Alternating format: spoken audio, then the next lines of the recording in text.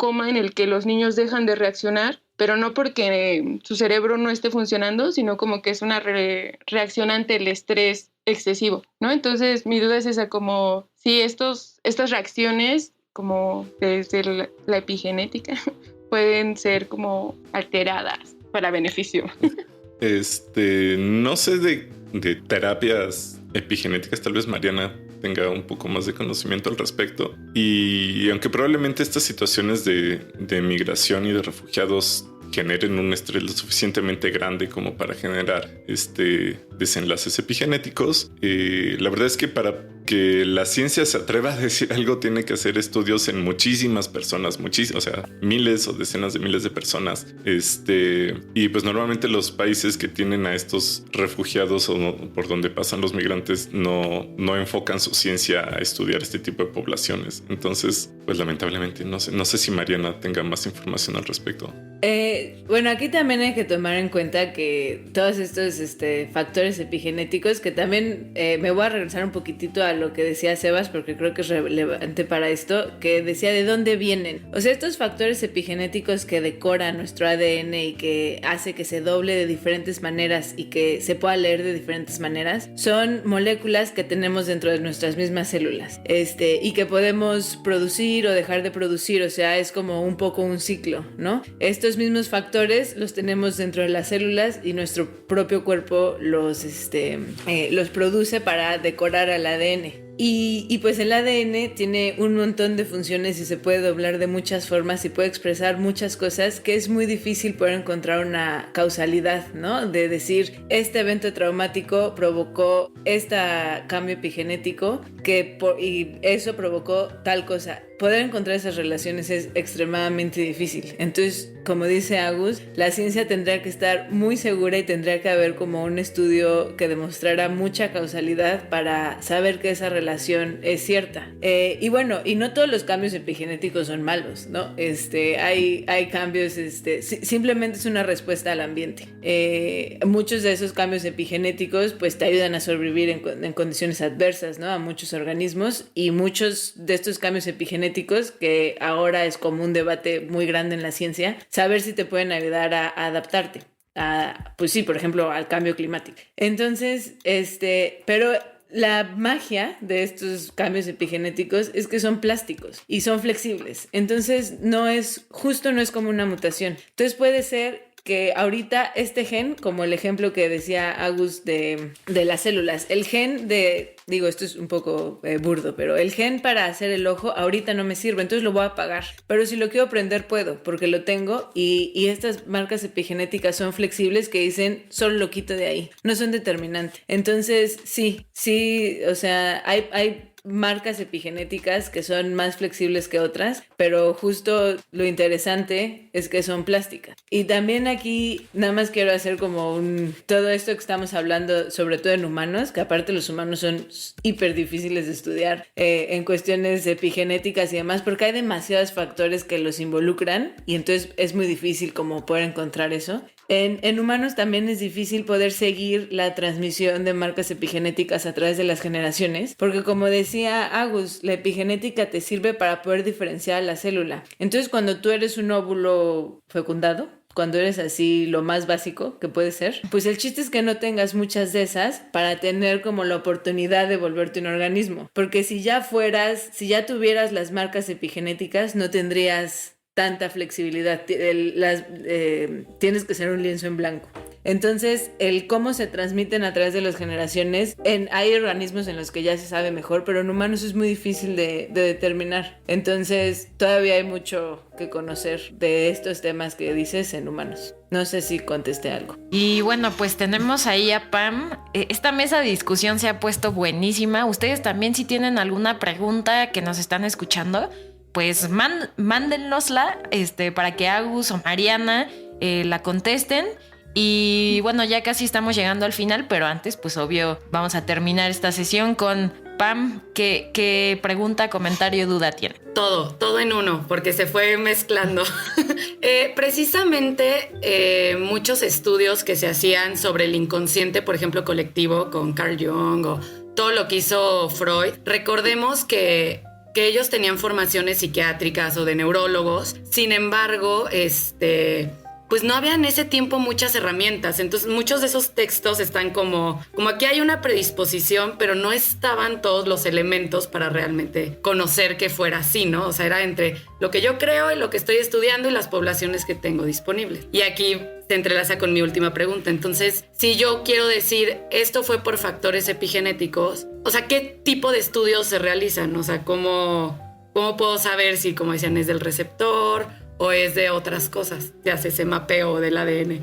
Pues bueno, como decía Mariana, en humanos es complicadísimo porque por nuestras dietas, por nuestra sociedad, de nuevo es el ambiente afectándonos, ¿no? Pero no sabemos si el ambiente es la relación con nuestras parejas, amigos, padres, o es nuestra dieta, o es la cantidad de sol que nos da, o es no sé si tenemos mascotas o no, si son los microbios que viven encima de nosotros y entre nosotros que también afectan. Entonces, pues es complicado.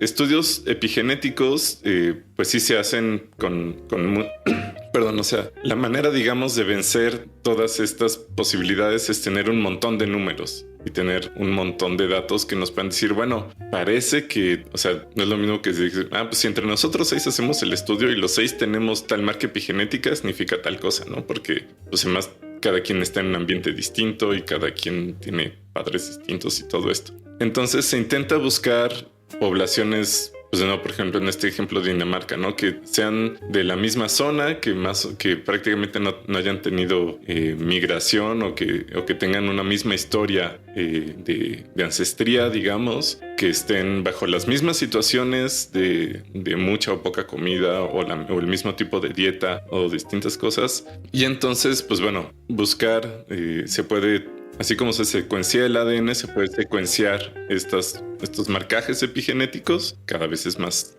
barato y eficiente, y ver dónde coinciden comparándolos con otras poblaciones y otros marcajes. Sin embargo, pues de nuevo, como ya decía Mariana, hay tantas cosas involucradas que es muy difícil poder decir esto es esto y esto es otra cosa. Lo más probable es que pues sea, bueno, es que es un poquito la epigenética, un poquito tu ADN, un poquito la sociedad, un poquito tu dieta, un poquito el momento del ciclo menstrual en el que estás, un poquito tu microbiota, un poquito un montón de cosas. Y si juntas todo eso, bueno, pues aquí está el organismo. Tengo una pregunta más. Que me confundí ahorita que Mariana, por ejemplo, comentó de que se está tratando de estudiar en algunos organismos cómo se pasan, por ejemplo, esos marcajes epigenéticos. Y también ahorita con el ejemplo que Agus puso de lo de Dinamarca. Y pues ahora sí que en la conversación que habíamos tenido yo tenía un poco más la idea de que son pues justo factores externos y no veo, no veo cómo, por ejemplo, ciertas cosas, como yo le podría pasar a mi descendencia el entorno o el ambiente de la panza de mi mamá donde yo crecí, ¿sabes? Porque pues eso está en la panza de mi mamá. Pero digo, yo en mi caso particular, que soy hombre, pues ni siquiera va a estar en mi panza la criatura. Entonces, pues sí, y justo ahorita que decía Mariana de que esas marcas son plásticas. Entonces, o sea, en mis espermatozoides están ciertas marcas epigenéticas que yo tengo y las paso, así es. O sea, en mi ADN se pasa marcado, por decirlo. Y ahora, y una cosa más, o sea, si mi ADN se pasa marcado, o sea, las marcas que tiene el ADN de mi espermatozoide no son iguales a las marcas que tiene el ADN de mi neurona, por decirlo así. Sí, pero sí es justo así, o sea, si estamos hablando de la transferencia de marcas epigenéticas a través de las generaciones, es así. Tus gametos, que son las células sexuales, en las mujeres los óvulos y en los hombres los espermas, pasan marcados.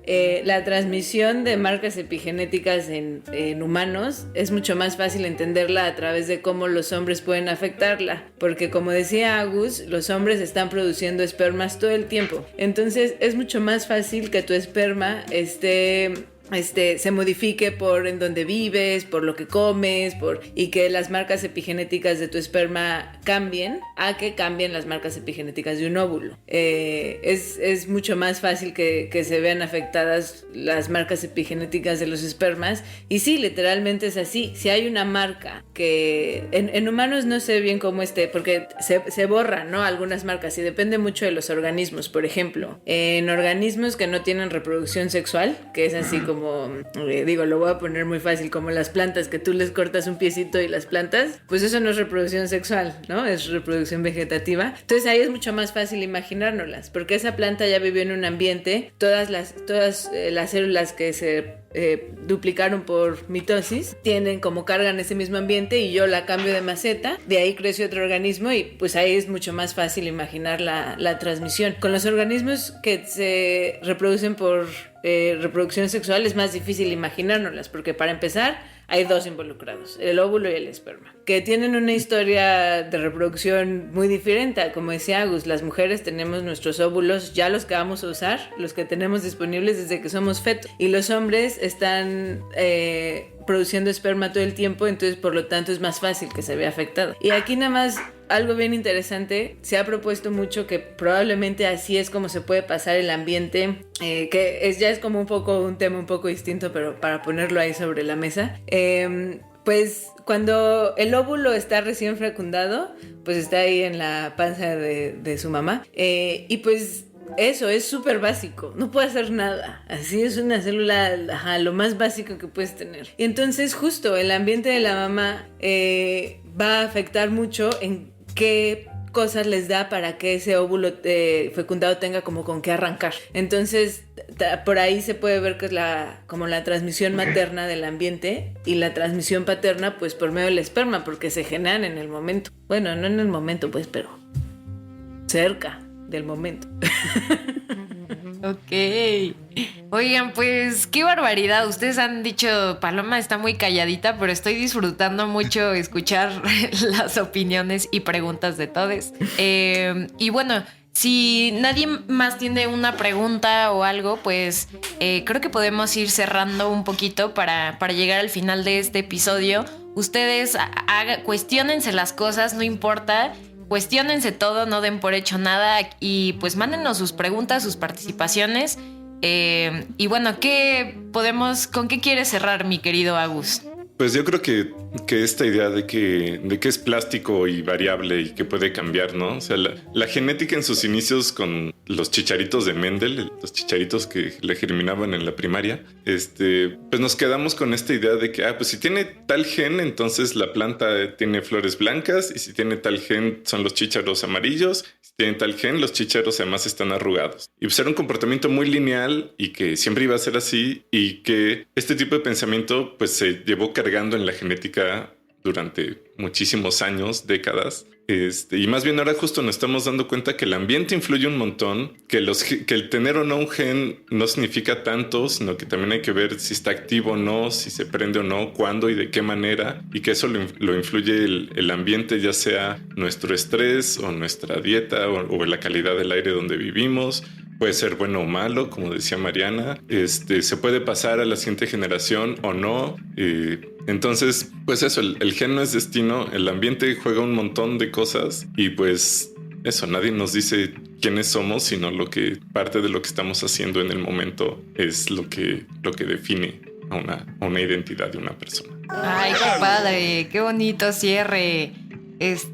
Tú, Marianis, ¿quieres cerrar con algo? Mariana es pues Mrs. Epigenética. Entonces, bueno, ¿qué nos puedes decir al respecto? No, pues que qué padre discutir epigenética. No tengo mucho más que decir que eso. Claro. Más bien, pues preguntarle a Sebas, a Pam y a Liz, pues qué les pareció, si les gustó.